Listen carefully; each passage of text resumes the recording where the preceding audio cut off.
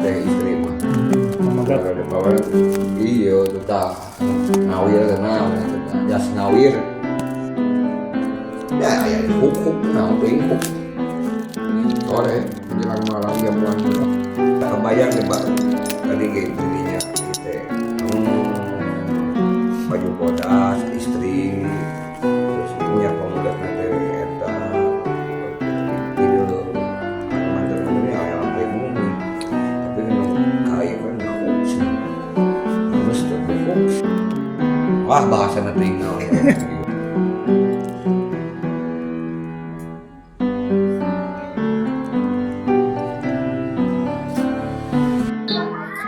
Oke sobat semua, di tangan saya ada 2 sendok kuno ya.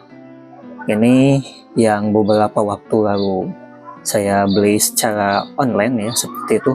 Dan ini dulunya digunakan sebagai sendok teh ya. Nah, kalau kita lihat dari fisiknya, ini sebetulnya ukurannya lebih besar gitu dan lebih berat dari sendok teh yang zaman sekarang gitu kan. Rata-rata sendok teh zaman sekarang itu terbuat dari, kalau tidak stainless itu biasanya dari plastik ya, kayak gitu ya, yang suka ada di souvenir pernikahan gitu kan. Nah ini sendok asli zaman Belanda, ini ukurannya besar sekali dan ini berat ya, dan ini bahannya dari bahan tiruan perak ya, atau yang dikenal dengan alpaka ya, jadi memang penghantar panas ya. Nah kalau kita lihat dari ornamennya ini sangat elegan sekali ya. Dan ini tentunya dulu digunakan sebagai pelengkap gitu ya, peralatan untuk minum teh di masa penjajahan Belanda ya. Nah di sore hari seperti sekarang ini ya, itu biasanya orang-orang Belanda itu ya melakukan tradisi minum teh ya, kebiasaan minum teh atau teh yul ya, seperti itu ya. Nah di sini kita bisa lihat sebetulnya lebih jelasnya pakai kaca pembesar gitu ya. Di sini ada monogram ya, ada watermark ya. Ini Hotel du Papillon. Nah ini ya, jadi ini merupakan sendok teh dari sebuah hotel di masa penjajahan Belanda ya. Namanya itu Hotel du Papillon ya. Nah lalu di sini ada tulisan yang lebih kecil lagi dan itu harus pakai kaca pembesar ya. Di sini ada stempel ya, atau ya stempel dari perusahaan yang membuat sendok teh ini ya. Sendok teh ini ya dipesan khusus oleh Hotel du Papillon ya, dibuat oleh perusahaan Krupp Benhoff ya. Mungkin sobat semua pernah dengar ya, perusahaan Krupp ya, itu perusahaan yang berasal dari Jerman ya, seperti itu ya. Jadi sendok teh ini dibuat di Jerman ya, seperti itu ya. Dan ini dibuat menggunakan logam, ini bukan perak ya, ini tiruan perak, ini logam alpaka ya. Dan ini sangat nyaring gitu ya, penghantar panas juga ya.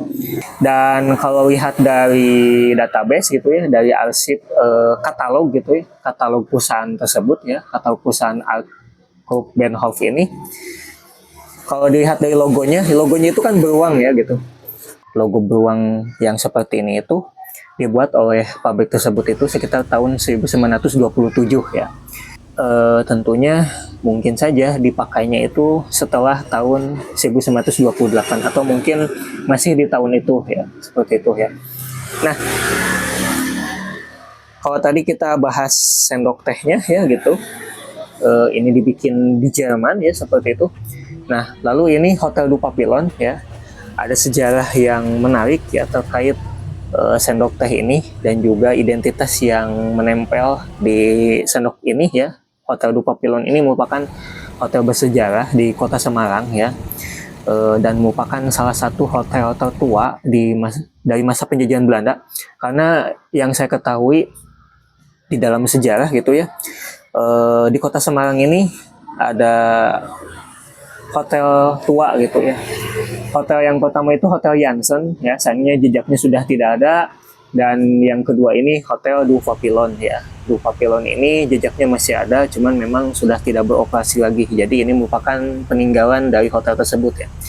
Ini merupakan hotel yang mewah pada masa itu ya, yang berada di Bojongweh ya, atau Jalan Bojong ya, Kota Semarang saat itu.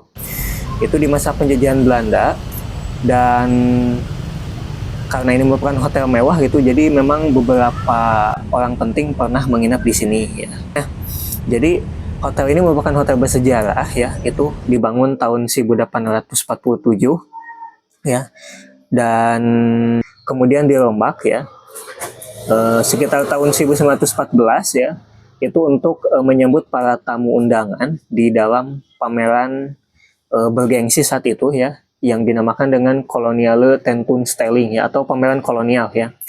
Nah, pameran ini ya, ini dalam rangka memperingati 100 tahun kebebasan Belanda ya, itu dari Prancis ya, seperti itu ya.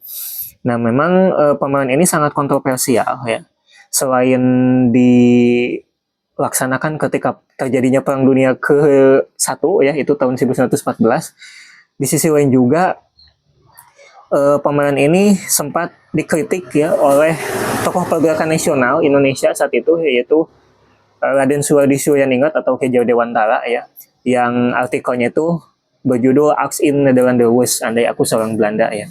Jadi tidak etis lah gitu ya, Belanda merayakan kebebasan negaranya itu di negeri yang ia jajah, yaitu Hindia Belanda atau yang sekarang menjadi Indonesia ya. Nah itu ya. Nah, hotel ini merupakan hotel yang sangat bersejarah ya, karena pernah diinapi oleh beberapa tokoh penting. Yang pertama ada Raden Ajeng Kartini ya, itu ketika berkunjung ke Semarang bersama ayahanda dan juga adik-adiknya ya gitu. Lalu juga pernah disinggahi oleh bupati dari Tasikmalaya, atau dulunya itu namanya Sukapura ya. Itu Kanjeng Dalem Wiladegdaha ya. Itu sekitar tahun 1872 ya. Itu saya pernah bikin kontennya ya. Lalu juga pernah terjadi peristiwa baku tembak ya antara tentara Jepang dengan para pemuda ya. Itu dalam peristiwa pertempuran 5 hari di Semarang ya.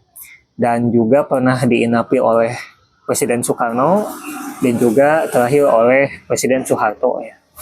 Dan sayangnya hotel ini mangkrak ya. Nah, terkait tadi ya, kira-kira ada kisah apa gitu ya di balik dari sendok teh ini ya. Ternyata di tahun 1929 ya, saya baca surat kabar lama ya, terbitan di April 1929. Ternyata saat itu ya, orang-orang itu sedang ramai membicarakan tentang berita tenggelamnya sebuah kapal ya yang bernama The Hook Seng ya, seperti itu ya. Nah, jadi di tahun 1929 ini ya, masyarakat saat itu tengah ramai membicarakan sebuah kapal yang karam di Laut Utara Semarang ya saat itu, dan kapalnya itu bernama The Hook Seng ya, sesuai dengan yang tadi di awal diungkapkan ya oleh teman saya ya, seperti itu. Dan itu ada di salah satu sebuah surat kabar zaman Belanda ya.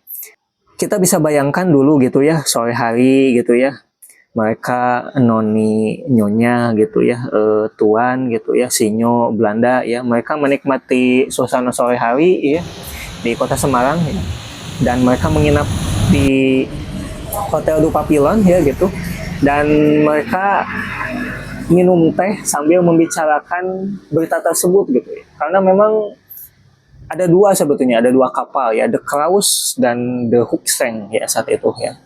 Nah, tentunya itu menjadi pembicaraan yang hangat gitu ya, di sela-sela mereka minum teh gitu ya, jamuan menjelang makan malam gitu ya, seperti itu ya.